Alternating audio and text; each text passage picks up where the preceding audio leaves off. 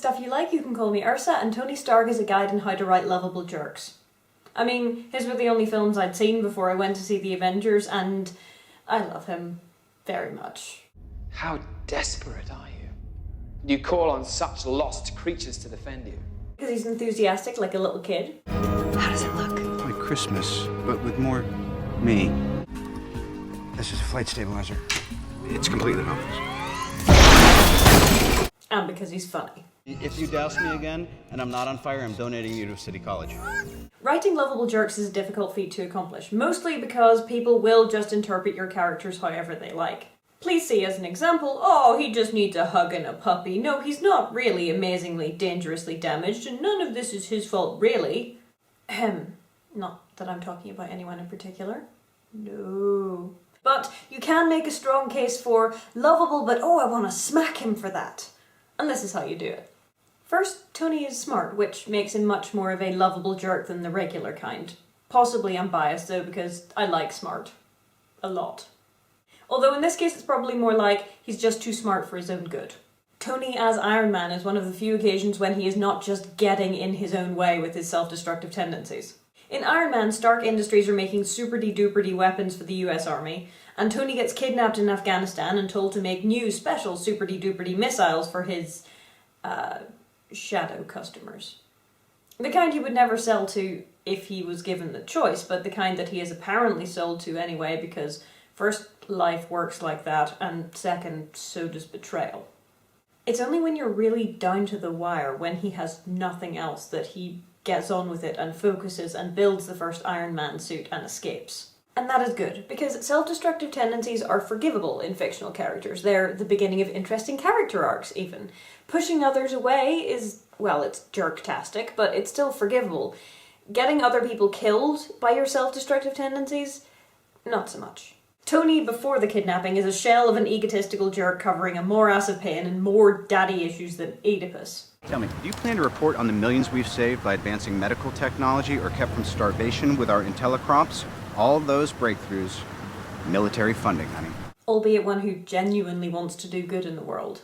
By the end of Iron Man, he stepped up into a hero role and claimed it as his own. Is he still egotistical? Yep. Still unstable? Yep. But his ethics have shifted.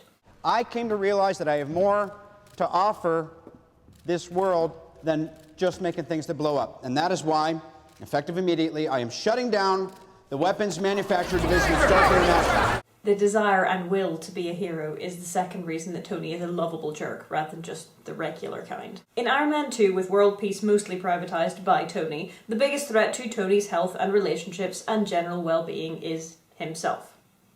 And palladium poisoning, admittedly, but mostly himself. He's dying and he hasn't told anybody. He keeps pushing and pulling at people, desperate to let them in and desperate to keep them away. So he defaults back to what he knows, which is being a smartass. And because he's not really a terrible person, just a broken one, he keeps trying to make amends. I hereby irrevocably appoint you Chairman and CEO of Stark Industries, effective immediately. Being a funny and not generally cruel smartass is the third reason Tony's a lovable jerk rather than just the regular kind. Shakespeare in the Park?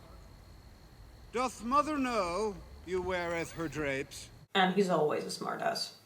The difference in the Avengers is that while he's still very chaotic, he's seeing the big picture again. Tony's ability to see what's happening overall is kind of key to his personal development, hero status, and lovability. When he's only thinking about himself, he loses his marbles. When he has a team around him, whether that team is the Avengers or Natasha and Happy and Pepper, he's much better off. I need your impression. You have quiet reserve. I don't know, you have an old soul. I meant your fingerprint. One other way that we keep Tony firmly in the realms of lovable jerk in Iron Man 2 is by not having a love triangle between Pepper, Natasha and Tony. Because that would have sucked. I mean, we'll be talking more about Black Widow at a later date, but theirs is a bromance most touching, in my opinion. Is she attractive? Yes. Is he attracted to her? Probably, I mean, he's not blind. But Tony knows where his lines are. And that's nice. Even when she's doing the whole shield-ordered quasi-flirting thing, he never steps beyond banter, and that's nice. That's kind of standard for Tony. Tony flirts with everyone. No hard feelings, Point Break. You got a mean swing. Which is another thing that makes him likeable rather than creepy. He wants people to like him. Tony is an attention hog of epic proportions. That's one of his bigger flaws, which is why if he can't make you love him, then he will make you hate him, because he'd rather have either of those than have you be indifferent. How did Hammer get in the game? Justin, you're on TV. Focus up. Okay. But in general, he wants people to like him, and that's kind of endearing. I mean, if people don't like him, he antagonizes them until they're spitting feathers, but nobody's perfect. Last thing in this very short character study I'm going to say about Tony Stark is this. Pepper makes him work.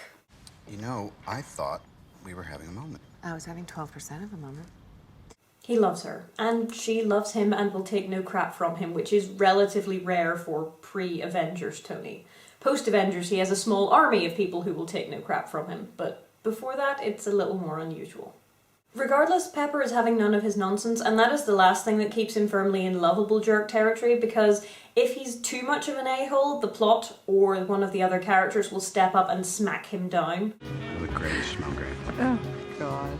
But I could fire you if that'd take the edge off. I actually don't think that you could tie your shoes without me. I'd make it a week. Really? Sure. What's your social security number? My least favourite kind of character is the type where you're supposed to love them because they're a jerk, rather than in spite of it. Johnny Storm, I'm looking at you. So, I'll see— Legion assemble! Hi. Yeah, you're a little bit late. That was like 2 episodes ago that we did the Avengers. Oh, right. Well, just for the record, I liked Ang Lee's Hulk. Then again, so did Hagen. What does that say about us? I couldn't possibly comment. Anyway, like I was saying, guys, I will see you in about a fortnight, so happy All Hallows.